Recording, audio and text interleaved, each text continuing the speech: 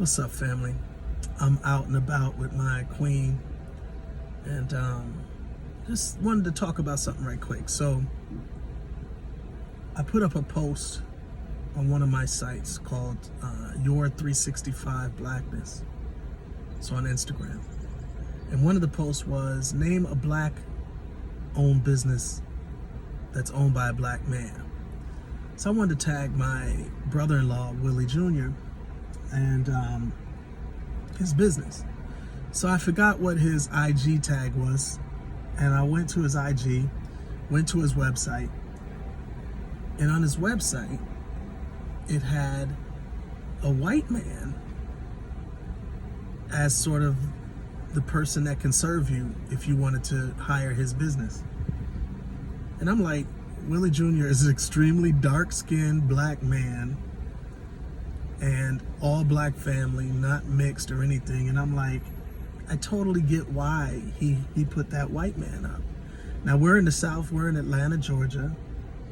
Atlanta, Georgia is a place for opportunity for black business. And yet, America is so hostile towards black people that if that company was known as a black-owned company,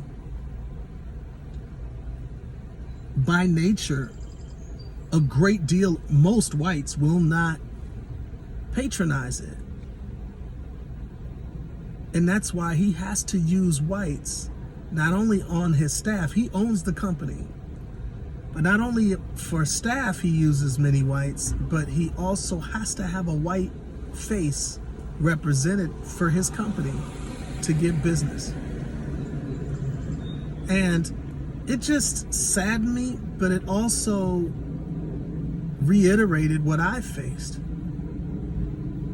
I own numerous businesses, and I found in those businesses and also in the churches that I've run that if people know that it's a black church, you will not get white people that want to come worship there for any amount of time. They may accidentally walk in the door, and as soon as they find out it's black, they leave. Same difference with business. I have opened up businesses where the services that we offer are for people of any race. And white people will come and they will be very nice, they'll smile, and they'll be courteous. But as soon as they can get a chance to get out of there, 99% of them left. The services we provide was top notch, but the mere fact that it was a black business, they did not support it. There's always exceptions. I've seen some churches have some white members that are black churches. I've seen some businesses, but the majority of businesses that I see, speaking from my experience, especially here in the South, they are not willing to support you. Now, it could be for conscious or subconscious reasons. Either way, the result is the same, that black people doing business in America, generally speaking, only have 12 to 13% of the population to do business with. Well, how does any business that you all support, whether it's Apple or, you got your phone or your Android phone or whatever, if they only had 13 to 12% of the population to do business with, they would not be able to be those giants that they are and would likely go out of business. That's what most black businesses face because white people refuse to patronize them. It could be a discomfort factor. White people that's never been around blacks for any real amount of time and never hang with blacks, they may think, well, this is a black thing, I don't want to patronize it. It may be that they're racist straight up, that, I don't want to support black business. Or it may just be what it tends to be what white people's issues are with supporting anything that they're not the center of. They feel uncomfortable. And that's what's wrong with America. America has placed itself in a position of being American is equal to being white.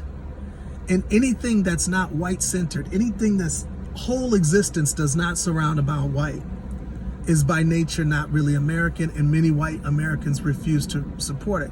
Now, there's exceptions. But with black people in particular, our relationship historically has been one of whites oppressing us, whites killing us, massacring us, so burning us, hanging us, so on and so forth. So there is a particular relationship between black and white. That doesn't happen necessarily with Korean or Chinese. So white Americans support Mexican restaurants, Chinese restaurants, Korean restaurants, Vietnamese restaurants, you name it. But they will not support black restaurants.